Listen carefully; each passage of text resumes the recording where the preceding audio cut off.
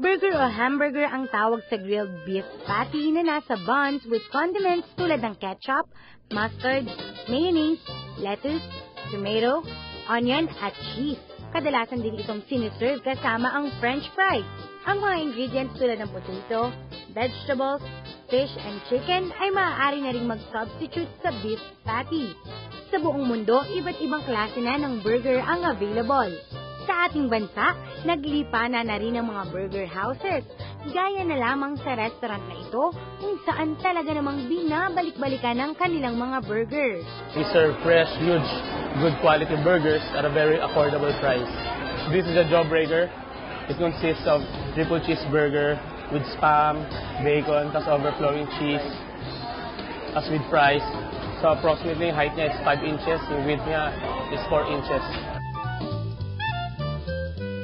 At dahil nga hindi matatawaran ang kasikatan nito, ginawa nila ang Jawbreaker Day.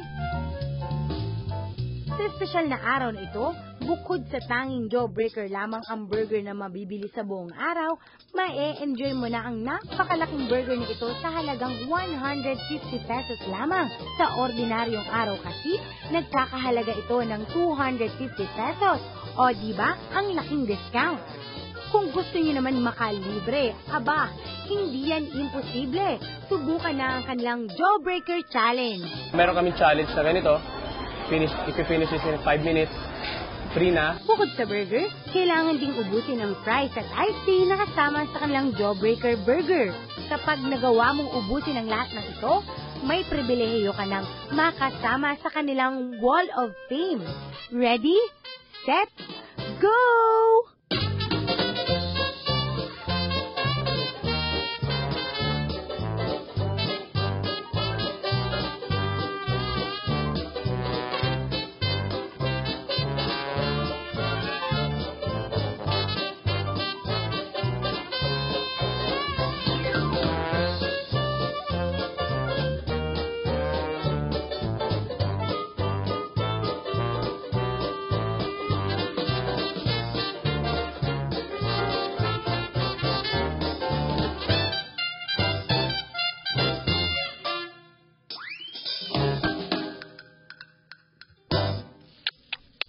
Mukhang nahirapan ang ating challenger.